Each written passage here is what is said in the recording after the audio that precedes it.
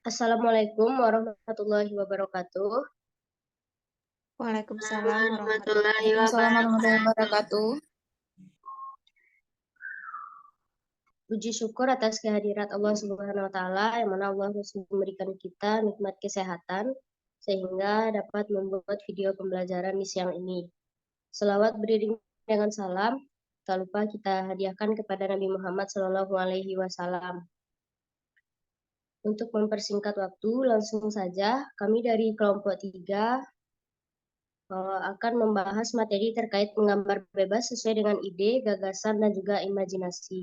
Sebelumnya, saya sebagai moderator Milata ini akan memperkenalkan anggota kelompok terlebih dahulu. Yang pertama, selanjutnya ada Anissa Febianti, Aulia Safika, dan Hidayatul Fajriyah. Baiklah, untuk presentasi materi kelompok kami yang pertama akan dijelaskan oleh Anissa Febianti. Kepada Anissa, dipersilakan. Baik, terima kasih moderator atas kesempatannya. Saya akan membacakan materi pertama, pengertian menggambar bebas. Menggambar bebas menurut Sumanto tahun 2005 adalah jenis gambar sebagai perwujudan ungkapan perasaan tertentu yang dilakukan secara bebas dan bersifat individual. Menggambar bebas adalah kegiatan menggambar dengan imajinasi anak sesuai dengan keinginan dan dapat memunculkan ide-ide kreatif dalam bentuk gambar baru. Menggambar bebas adalah aktivitas menuangkan imajinasi, perasaan, dan ekspresi melalui kegiatan permainan tekstur, warna, pola, dan objek gambar secara bebas tanpa ada unsur paksaan dan bersifat individual.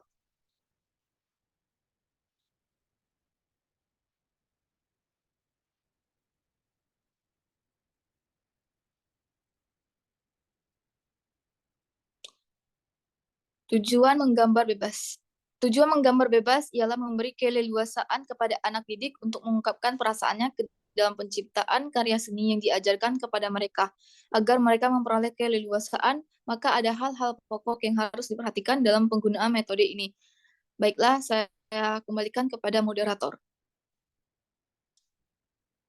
Terima kasih. Untuk presentasi materi selanjutnya akan dipresentasikan oleh Aulia Safrika. Kepada Aulia dipersilakan.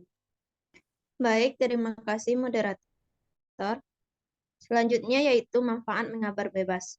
Menurut Pamadi 2009, halaman 10, ada beberapa manfaat menggambar bebas antara lain. Yang pertama, sebagai alat cerita, sebagai media keseimbangan, sebagai media mencurahkan perasaan, sebagai media sublimasi perasaan, sebagai alat bermain, mengembangkan kecakapan emosional, melatih ingatan, menggambar, melatih kreativitas anak, melatih berpikir komprehensif, melatih ketelitian melalui pengamatan langsung. Saya kembalikan kepada moderator. Terima kasih. Untuk presentasi berikutnya akan disampaikan oleh Hidayatul Fajriyah. Kepada Hidayatul dipersilakan. Baik, terima kasih kepada moderator. Di sini saya akan memaparkan materi mengenai alat dan bahan menggambar bebas. Yaitu yang pertama ada pensil. Pensil adalah alat utama yang dibutuhkan dalam menggambar. Pensil ini terdiri dari banyak jenis dan ketebalan masing-masing. Ada yang berukuran 2H, min H atau keras, HB, medium, dan B sampai 2B itu lunak. Yang kedua itu ada penghapus. Penghapus adalah alat kedua yang dibutuhkan dalam menggambar. Jika terjadi kesalahan dalam menggambar, kita dapat menggunakan penghapus untuk menghilangkan sketsa atau goresan yang tidak dibutuhkan. Yang ketiga itu ada kertas.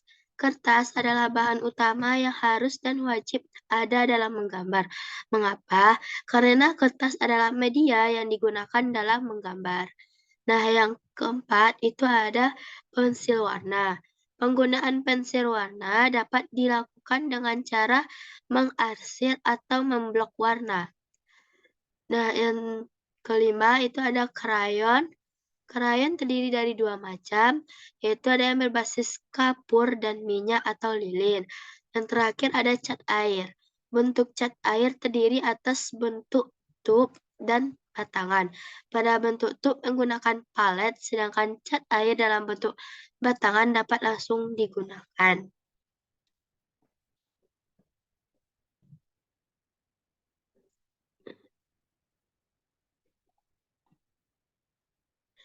Baiklah, di sini saya akan menampilkan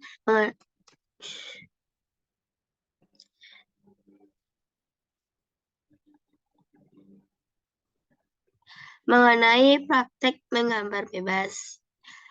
Pendekatan teknik menggambar kepada anak yang berusia kurang lebih 5-6 tahun dalam praktek menggambar dapat dijelaskan sebagai berikut.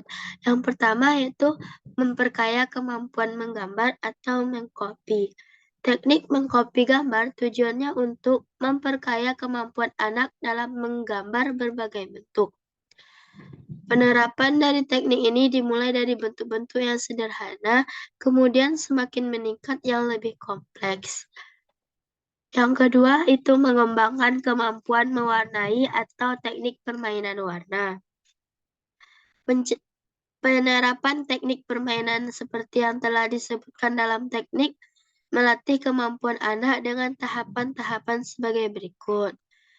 Terlebih dahulu, anak diminta untuk mewarnai bentuk-bentuk yang sederhana.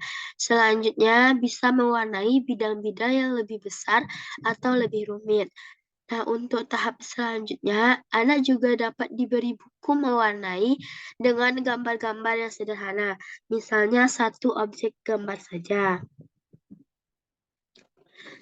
Setelah terlihat mulai bagus hasil pewarnaannya, lalu ditingkatkan lagi dengan memberikan buku mewarnai lebih dari satu objek gambar sehingga tingkat kesulitannya semakin meningkat.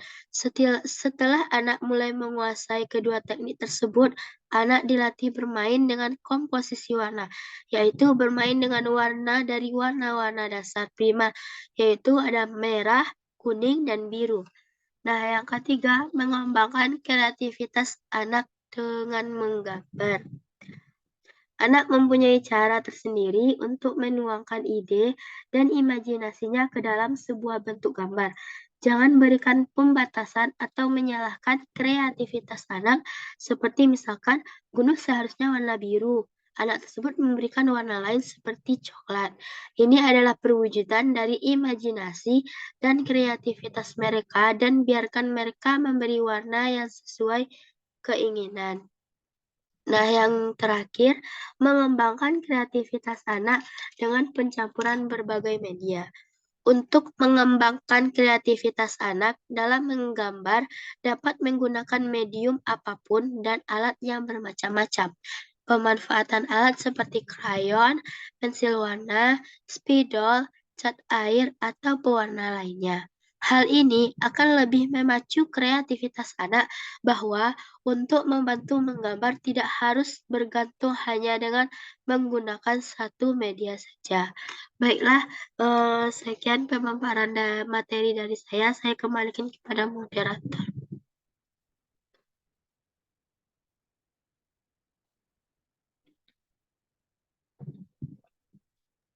Sekian, terima kasih. Baiklah, itulah pemaparan materi dari kelompok kami. Wassalamualaikum warahmatullahi wabarakatuh. Waalaikumsalam warahmatullahi wabarakatuh.